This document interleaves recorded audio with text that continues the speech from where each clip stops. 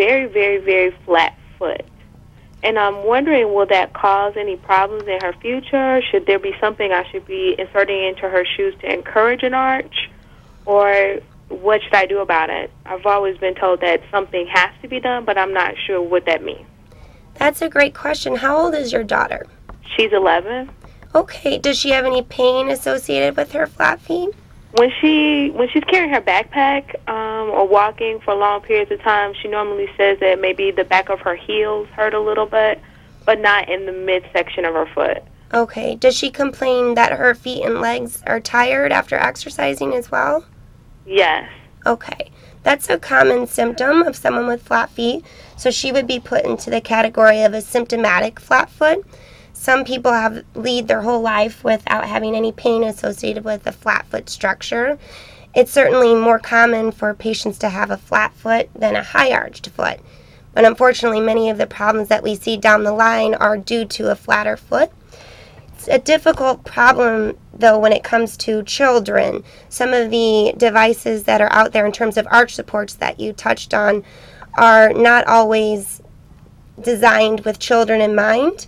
So you could try a shoe that has a arch support built in that's a child size shoe or a child design shoe. But as far as something with buying an over-the-counter arch support, I would be a little bit hesitant as far as that's concerned.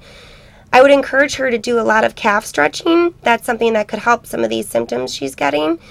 She could have a problem called severs, which is actually the area where the Achilles tendon inserts into the heel bone, which is right here. There's a growth plate that kids about her age have, and it's very susceptible to inflammation, especially in a child with a flatter foot structure.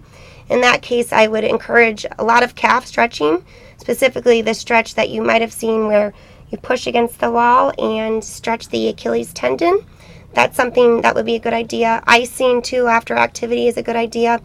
But it might be a good idea just for her to be evaluated by a podiatric physician who could give you more specific information. She might actually need a custom arch support depending on the severity of her foot. It is something, though, that I think you should certainly discuss with either your child's pediatrician or with a podiatric physician. And there's the 800 number up there for you, or you can go to their website, www.ipma.net. It's a newly designed website. I think you'll find it much easier to get around. Also, I think the American Academy of Orthopedic Physicians recommends that that kids' backpacks be kept to about 10% or lower of their body weight, right? Absolutely. Because you see a lot of back and joint problems from kids because they're so weighed down with their backpacks nowadays. Definitely. So that's something to keep in mind too. Thanks for your call. We were talking about diabetes before the caller came, and we were talking about pregnant women being at high risk for gestational diabetes, and you were talking about how to diagnose that and what kinds of treatments are available for it. So why don't you pick up where we left off there? Well, as far as gestational diabetes, this is something that is only encountered during pregnancy, but if a woman has a history of gestational diabetes during her pregnancy, she's at higher risk of developing type 2 diabetes. Mm-hmm. Usually some of the telltale signs are if she has a baby who is, I believe it's 9 pounds or greater. Her next pregnancy, she'll be at higher risk for gestational diabetes.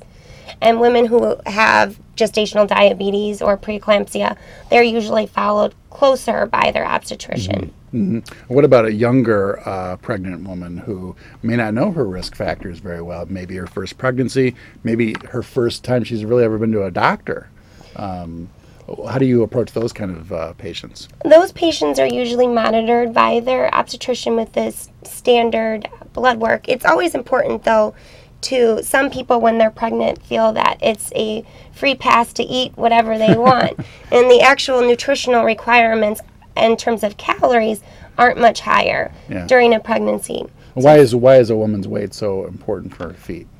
Well, the more weight your feet encounter, the harder the pressure is. You're already changing the center of gravity, and that can wreak havoc on the ligaments, joints, and bones of the feet. Mm-hmm. So we've got about 2.5 minutes to go before we wrap up the 1 year anniversary show of Feet Forward. Go over us again for the people that might be tuning in late about the common kinds of questions and issues that pregnant women face when it comes to their feet, real quickly, if you could. Great. I would say the biggest problem that we encounter that most pregnant women definitely complain of is swelling, which is known as edema.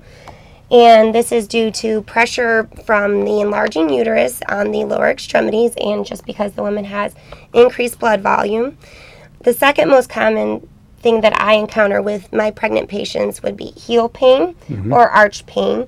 Those are related to the hormone that's released during pregnancy, which is meant to ease childbirth by loosening the ligaments of the pelvis. This is called relaxin. And unfortunately, it also loosens the ligaments of the foot, which makes it a less stable foundation for gait and for stance. The other thing that we encounter are usually related to ligaments loosening as well as swelling, and that's when we have more corns, which is related to the foot being a little bit too squished within the shoe. Ingrown toenails certainly are more symptomatic during pregnancy because of the swelling, and the nail is usually pushed into the flesh more. And then we touched on warts as well. That's something that I see in more of my pregnant patients. Okay. Well, that's a great summary. We appreciate all you guys tuning in. If you have questions or if you want a referral, feel free to go to the IPMA's website. I mentioned it before, but I'll say it again, www.ipma.net. And we'll also give the 800 number. Anybody in Chicago listening or watching can call the 800 number here, and you'll get a referral to a couple IPMA members near you, and you can choose whichever one you're going to go see and make an appointment and get a thorough evaluation, especially if you're pregnant. Absolutely. All right. So we'll be back here next March 26th, I believe, is our next show. And we're looking forward to seeing you all there. Until then, we'll see you there. And thanks from Feet Forward.